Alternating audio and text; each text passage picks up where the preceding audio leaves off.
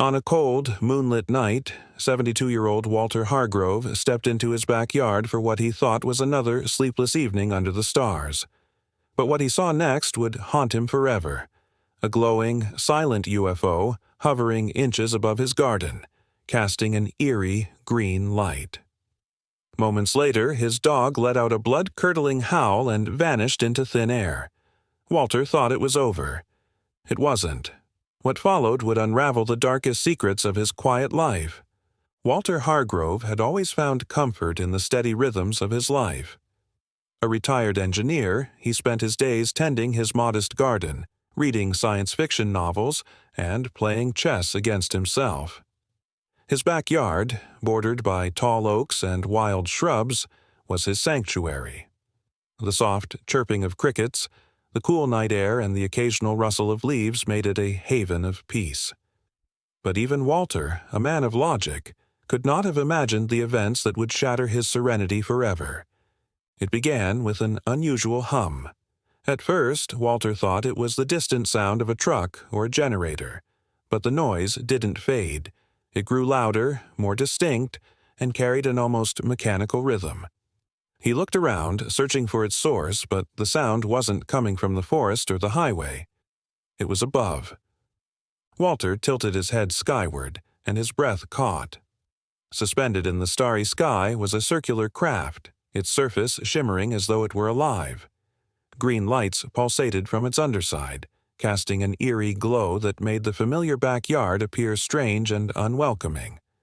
The craft was unlike anything he had ever seen, smooth, metallic, and impossibly silent, save for the low hum that now resonated deep in his chest. For a moment he stood frozen, the tea in his hand slipping from his grasp. The craft descended, its lights bathing the backyard in green. Walter gripped the porch railing tightly, his knuckles white as the air around him seemed to thicken. Jasper, his aging golden retriever, appeared from the shadows, his fur bristling and his ears pinned back.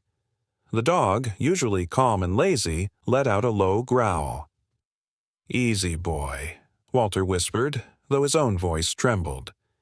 Jasper barked, sharp and piercing, the sound cutting through the heavy air. And then it happened. A beam of light shot from the craft, enveloping Jasper in an unearthly glow. The dog froze, suspended mid-bark, his body rigid and his eyes wide with terror. Walter lunged forward, shouting Jasper's name, but his voice was drowned out by the hum that seemed to vibrate through his very bones. In an instant, Jasper vanished, disintegrating into the light as it retracted back into the craft. Walter fell to his knees, his mind reeling as he struggled to comprehend what had just happened. The craft lingered, its green lights pulsing rhythmically as if it were observing him. Walter wanted to move, to scream, to do anything, but his body was paralyzed. The air felt thick, almost as if time itself had slowed. Then, as suddenly as it had appeared, the craft ascended. Within seconds it vanished into the night sky, leaving behind only the faint hum that gradually faded into silence. Walter remained on his knees, staring at the empty spot where Jasper had been. His mind was a torrent of emotions. Shock, grief, confusion. Jasper was gone. His loyal companion had been taken in an instant. Tears streamed down his face as he let out a cry of anguish that echoed into the dark forest. Hours passed as Walter sat in the backyard, his eyes fixed on the scorched grass where the beam had touched down. The garden, once vibrant, now felt alien. Strange markings were burned into the ground, perfect circles, their intricate patterns overlapping deliberately. The grass was still warm, the shapes emitting a faint heat that made his skin crawl. Walter's logical mind struggled to process what had happened. Determined to find answers, he stumbled into the house and retrieved binoculars. Back on the porch, he scanned the sky, his hands trembling. The stars blinked indifferently. As dawn broke, exhaustion overtook him. Walter collapsed on the porch, replaying the night's events. He couldn't shake the image of Jasper's terrified eyes, frozen in the beam of light. It was a memory that would haunt him. The next morning, Walter awoke to the sound of birdsong. For a fleeting moment he convinced himself it had been a nightmare, but the charred circles told a different story. Rising to his feet, he called out for Jasper, his voice cracking with desperation. Silence. Walter decided to document everything. He retrieved a notebook and began writing. The craft, the lights, the hum, and the patterns burned into the ground. He sketched the markings with meticulous precision, noting their symmetry. He needed to preserve the evidence, even if no one else believed him. But as the day wore on, doubt crept in. What if he told someone and they dismissed him as senile? Clearview was a small town and its residents were quick to judge. Walter shook his head. This wasn't about proving anything, it was about finding Jasper and uncovering the truth. That night, Walter returned to the porch. His backyard, once his haven, now felt like a stage for something dark. His heart raced as he scanned the horizon, every shadow amplified by his heightened senses. Just as fatigue set in, a familiar hum pierced the quiet. Walter's grip tightened on the binoculars. The green light was back, faint but unmistakable, hovering above the treetops. His hands shook as he raised the binoculars, his breath shallow. What he saw would change his life forever. The morning after the craft's return, Walter awoke in his living room, slumped on the couch, his binoculars lying on the floor. He couldn't remember how he had gotten there. The last thing he recalled was the green light and the ominous hum. He staggered to his feet, his body aching from the tension of the previous night. The backyard was silent now, the scorched circles on the ground faintly visible in the daylight. His heart sank as he called out for Jasper again, his voice breaking. Silence answered him.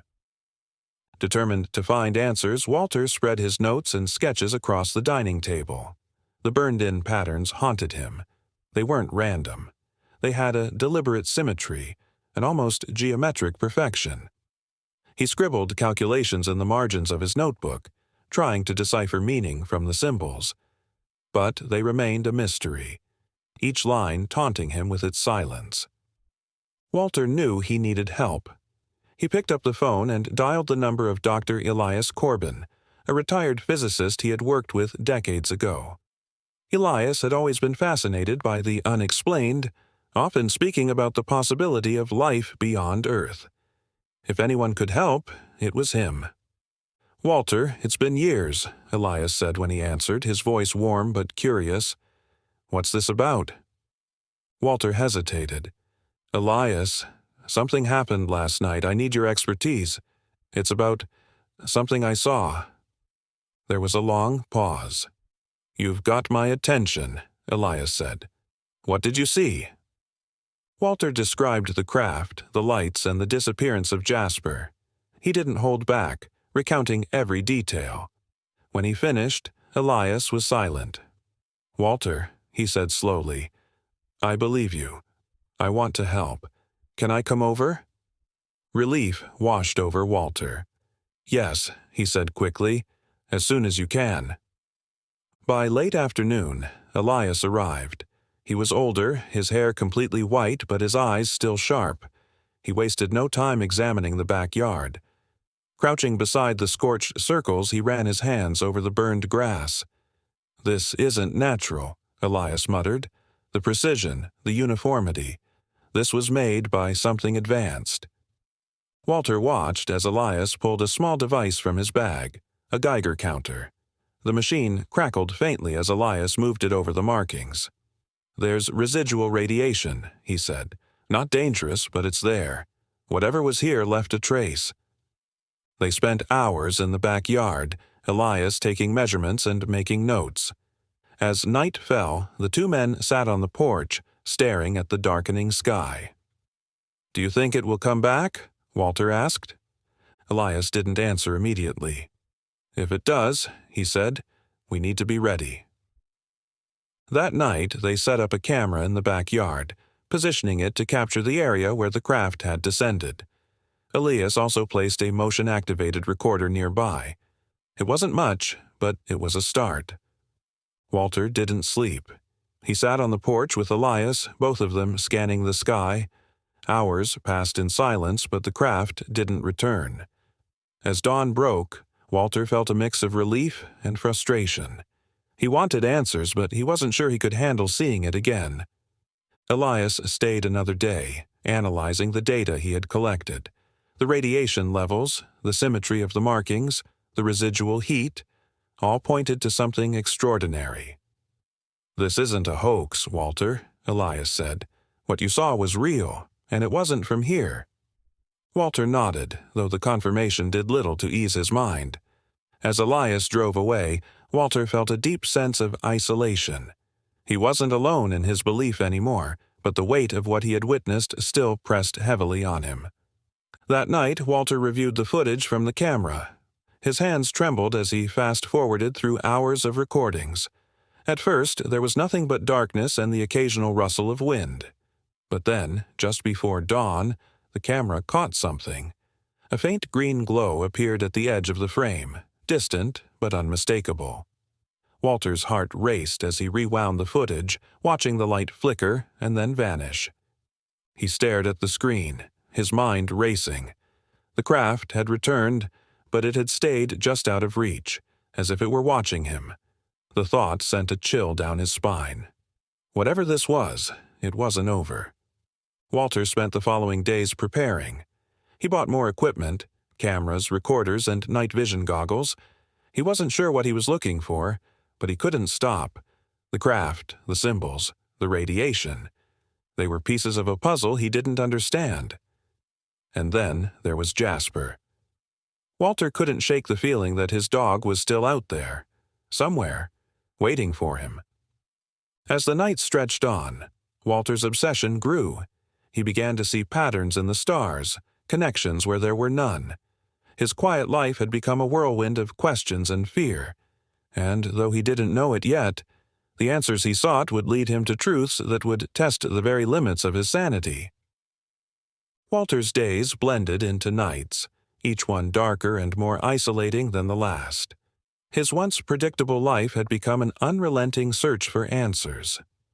The faint green glow that had appeared in the camera footage haunted him, its implications stirring a mixture of fear and determination. Whatever the craft was, it was watching him. Walter was certain of that now. But why?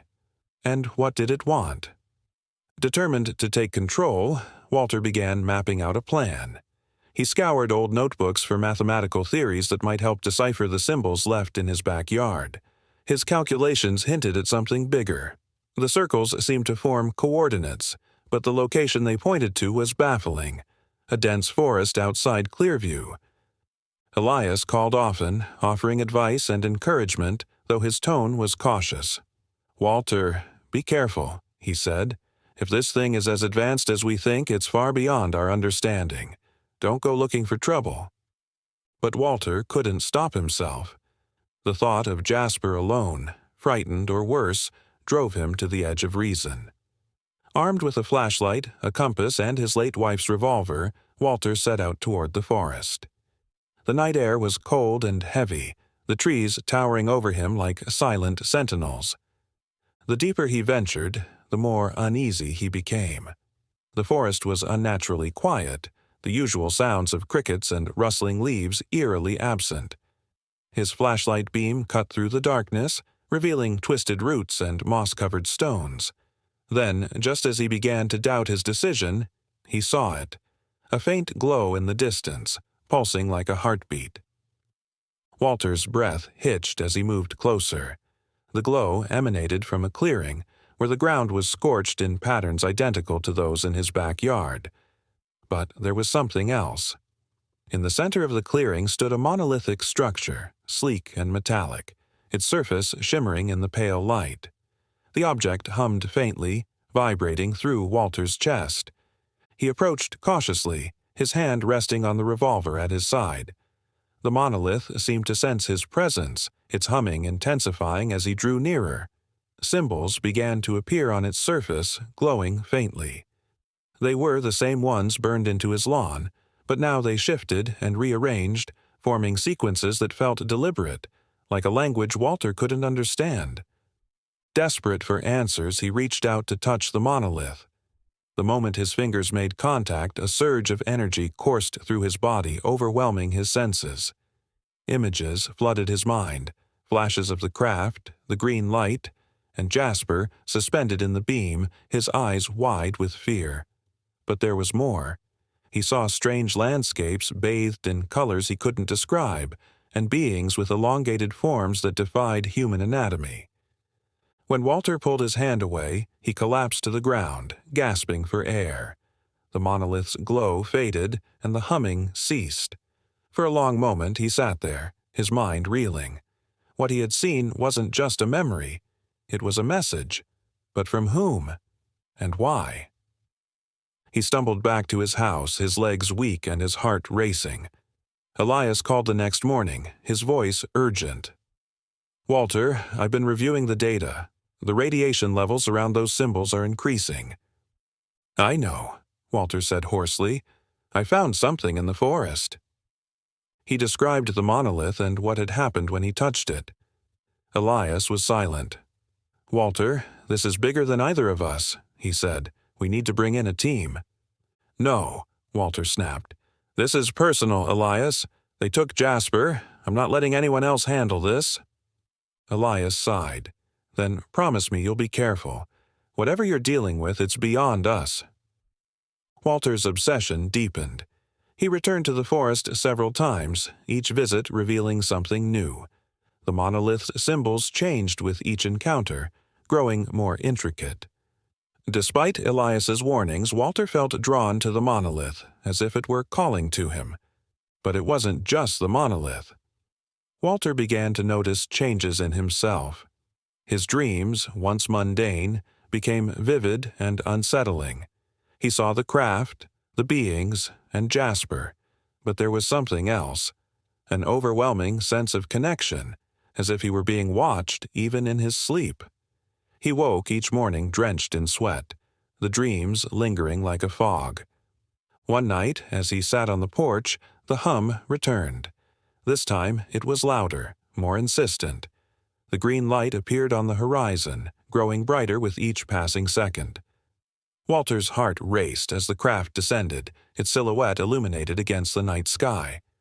But this time, it didn't hover silently. A hatch opened, and a figure emerged. It wasn't like the beings he had seen in his visions. This figure was humanoid, its features obscured by a metallic suit that glinted in the light. It stepped forward, its movements slow and deliberate. Walter froze, his hand gripping the revolver. The figure raised a hand, palm out, as if to signal peace. "Walter!" a voice echoed, though the figure's mouth didn't move. It was inside his head, clear and calm. "We need to talk." Walter stared at the figure before him, his heart pounding like a drum. The voice in his head was calm, almost soothing, but it only added to his unease. "Who are you?" he whispered, his hand still gripping the revolver. The figure tilted its head slightly as if considering his question. "I am not your enemy," the voice replied, "but there is little time. You must understand what is happening." Walter didn't lower the revolver. "Understand what? That you've been watching me? That you took my dog?" The figure stepped closer, its presence both alien and oddly familiar. "Jasper is alive," the voice said, and Walter's grip faltered. "He is safe. But there are forces at work that you cannot comprehend. I came to warn you." "Warn me?" Walter's voice cracked. "About what?" The figure raised a hand, palm out. "This world is on the brink of something unprecedented," it said. "The craft you saw, the symbols, they are not ours. They are a message left for you. A test of sorts." Walter's mind raced. A test? Left for him? He shook his head, trying to process the impossible. "Why me?" he asked. "What makes me so special?" The figure paused, the glow from its suit reflecting off Walter's pale face. "Because you have been chosen," it said. "You have seen things others cannot. The monolith, the symbols, they are a key, and you, Walter, must unlock them." Walter lowered himself onto the porch steps. "I'm just an old man," he muttered. "I don't know how to unlock anything." "You have more knowledge than you realize," the figure replied. "The symbols you've seen, they are coordinates, a map, but they are also a warning. Others will come, Walter. They will seek to use this knowledge for their own ends. You must not let them." Walter's voice was barely a whisper. "Who are these others?" The figure hesitated. "Not all who travel the stars are benevolent," it said. "There are those who seek only power, who would exploit this world. The monolith is a beacon, a signal that has drawn attention. You must ensure it does not fall into the wrong hands." Walter's mind reeled.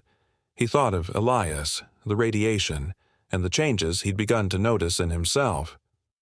"Why should I trust you?" he asked. "How do I know you're not one of them?" The figure lowered its hand. "You don't," it said simply. "But if you do nothing, the consequences will be catastrophic. The monolith must be deactivated, and only you can do it." Walter stared at the figure, his thoughts a whirlwind. Before he could ask another question, the figure began to glow brighter, its form fading. "Wait!" Walter shouted, standing up, but it was too late. The figure dissolved into the air, leaving behind only the faint hum of the craft as it ascended into the sky. The next morning, Walter called Elias. He didn't tell him everything, only that he needed help analyzing the symbols. Elias agreed, and the two spent the day poring over Walter's sketches. Together, they unraveled the patterns. The symbols weren't just coordinates, they were instructions, a sequence of actions that needed to be performed at the monolith. "What happens if we get it wrong?" Walter asked. Elias didn't answer immediately. "I don't know," he admitted, "but I think it's safe to assume we don't want to find out." That night, Walter returned to the forest, his flashlight cutting through the darkness. The monolith stood where he had left it, shimmering faintly in the moonlight. Walter approached cautiously, his heart pounding. He placed his hand on the cold metal surface, and the symbols appeared, glowing faintly. Following the instructions, Walter traced the symbols with his finger. The monolith hummed louder with each completed sequence. When he finished the final symbol, the humming stopped, and the monolith went dark. For a moment there was silence. Then the ground trembled and a beam of light shot out of the monolith, piercing the night sky. Walter stumbled back, shielding his eyes. The beam pulsed before vanishing, leaving the clearing in darkness. Walter stood there, his breath coming in short gasps. Had he done it? Had he deactivated the monolith? Or had he triggered something far worse? As he made his way back to the house, the faint sound of footsteps behind him made him stop. He turned, his flashlight cutting through the trees, but there was nothing there. Quickening his pace, he reached the house and locked the door. The figure's warning echoed in his mind. Others will come. The danger was far from over. Later that night, as Walter tried to sleep, his dreams returned. But this time, they weren't fragmented visions of the craft or the monolith. They were sharper, clearer. He saw Jasper, alive and unharmed, running through a field of glowing grass. He saw the figure again, its metallic form standing in front of a vast, swirling portal, and he heard the voice, louder than ever. "The choices you make now will decide the fate of this world." Walter woke with a start, his heart racing. The house was silent, but the words lingered in his mind. He sat up, staring out the window at the forest. The monolith was out there, and whatever he had done, it wasn't over. Not yet. Walter awoke to the sound of thunder, though the sky was clear. The events of the night before replayed in his mind. The monolith, the beam of light, and the cryptic warnings from the figure.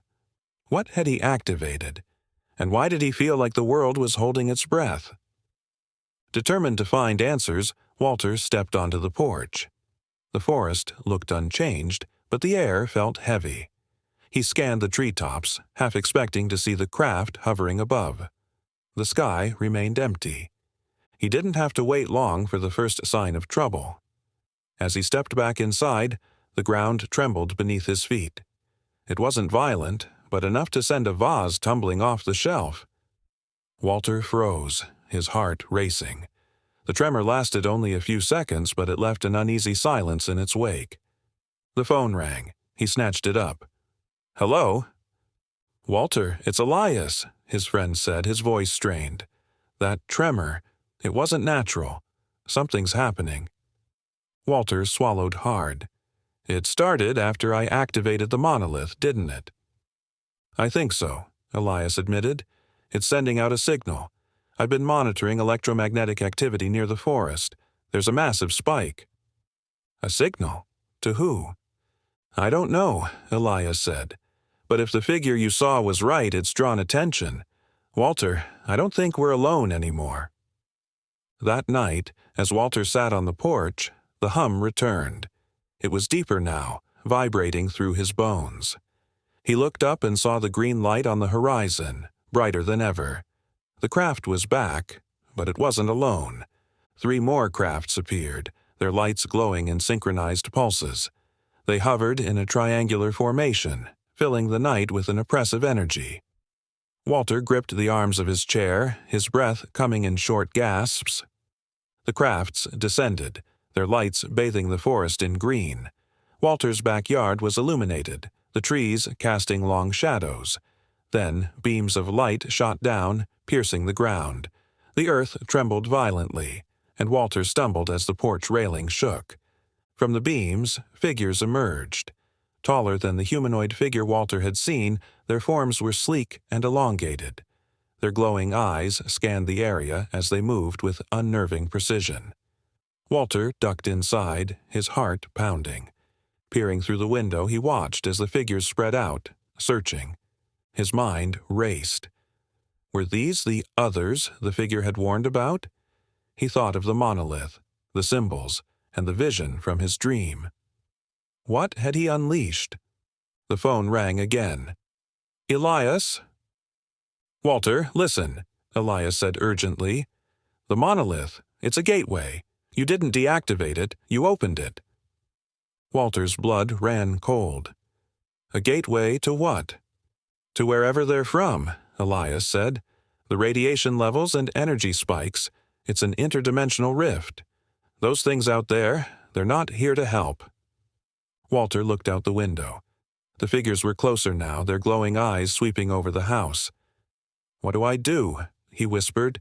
"You have to shut it down," Elias said. "There has to be a failsafe. Go back to the monolith, but be careful. They'll try to stop you." The line went dead. Walter looked out the window. The figures were closing in. If he didn't act, whatever was coming through that gateway would consume everything. Walter grabbed the revolver and his flashlight. He slipped out the back door, moving quietly. The hum of the crafts filled the air, and the green light cast an eerie glow over the forest. He could feel the vibrations in his chest as he made his way toward the monolith. When he reached the clearing, the monolith was glowing brighter than ever, its symbols shifting rapidly. The air was thick with energy, and Walter could feel the heat radiating from the structure. He approached cautiously, his heart hammering. The moment he touched the monolith, the symbols froze. The humming grew louder, and the ground trembled. He began tracing the symbols again, faster this time, his hands shaking. The monolith resisted, its glow intensifying with each completed sequence. Behind him, he heard footsteps. Turning, he saw one of the figures, its glowing eyes fixed on him. It moved toward him, its elongated arms reaching out. Walter raised the revolver and fired. The shot echoed through the clearing, and the figure stumbled but didn't fall. It let out a low, mechanical sound that sent a chill down Walter's spine. He turned back to the monolith, his desperation mounting. The symbols were almost complete, but the figures were closing in. He traced the final symbol, his breath ragged, and stepped back as the monolith's glow turned blinding. The humming reached a deafening pitch, and then, suddenly, it stopped. The clearing was silent. The monolith went dark, and the green light faded. Walter stood there, his chest heaving, as the figures froze in place. One by one, they dissolved into the air, their forms flickering like static before vanishing. The crafts above began to ascend, their lights dimming as they disappeared into the night sky. Walter collapsed to his knees, his body trembling. The forest was quiet again, but he knew the danger wasn't truly gone. Not yet. As he made his way back to the house, he couldn't shake the feeling that this was only the beginning. The monolith was dark, but its presence lingered, a silent reminder of the forces at work, and, in the back of his mind, the figure's words echoed once more. The choices you make now will decide the fate of this world. The days that followed the monolith's shutdown were eerily quiet. Walter felt a strange mix of relief and dread as he sat on his porch, staring out at the forest. The crafts were gone. The figures had vanished, and yet the air still felt charged, as though something was waiting just beyond the veil of his understanding. Elias called frequently, his voice always tinged with urgency. "Walter, the data I'm collecting is still off the charts. Even with the monolith inactive, there's residual energy in the area. It's as if the gateway isn't fully closed." Walter rubbed his temples, the weight of exhaustion pressing down on him. "What does that mean, Elias? That they can come back?" "I don't know," Elias admitted, "but I think we need to prepare for that possibility. Whatever you did out there, it wasn't enough to sever the connection completely." Walter glanced toward the forest, his jaw tightening. He had risked everything to shut down the monolith, but now it seemed his actions had only bought them time. Time for what? He didn't know, but the figure's warning echoed in his mind. The choices you make now will decide the fate of this world. One night, as Walter sat in his living room, the hum returned. It wasn't as loud or intense as before, but it was there, a low vibration that seemed to come from deep within the earth. He froze, his breath catching in his throat. Could it be the monolith? He thought he had deactivated it, but perhaps he was wrong. Grabbing his flashlight and revolver, Walter made his way toward the forest. The night was darker than usual, the shadows deeper and more foreboding. Each step felt heavier than the last, the hum growing louder with every moment. When he reached the clearing, the monolith stood as it had before, silent and dark. But the air around it was different, thicker, almost suffocating. Walter approached cautiously, his heart pounding. As he reached out to touch the structure, a flash of light blinded him. When his vision cleared, the figure was standing before him once more, its metallic suit glinting in the faint light. "You've returned," the voice echoed in his mind. Walter stumbled back, raising the revolver instinctively.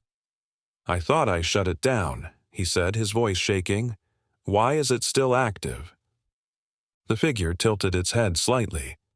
"The gateway is not fully closed," it said. "Your actions disrupted the connection, but the energy remains.